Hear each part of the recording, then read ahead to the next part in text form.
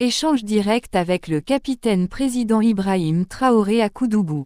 En marge du Salon international du coton et du textile SICO, le président de la transition, chef de l'État, le capitaine Ibrahim Traoré a eu, hier vendredi en début d'après-midi, des échanges directs avec les forces vives de la région du Centre-Ouest.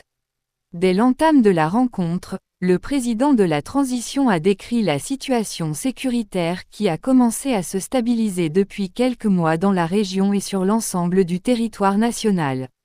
Cela est à mettre à l'actif des populations dont l'engagement a permis de renforcer les effectifs des forces combattantes à travers l'enrôlement massif des VDP, et d'acquérir des équipements conséquents pour mener cette « guerre du peuple ». L'amélioration de la gouvernance a aussi participé à cet effort de guerre.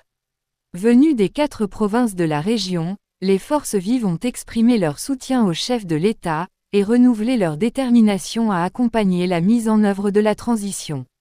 À tour de rôle, autorités coutumières, religieuses, OSC, couches socio-professionnelles, personnes déplacées internes, représentants des provinces du Boulkimé, du Sanguier, de la Sicilie et du Ziro ont réaffirmé leur engagement aux côtés des autorités de la transition.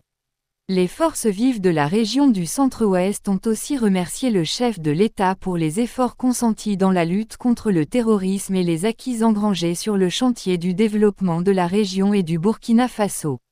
Elles ont saisi cette occasion, pour égrener quelques préoccupations adressées au président de la transition.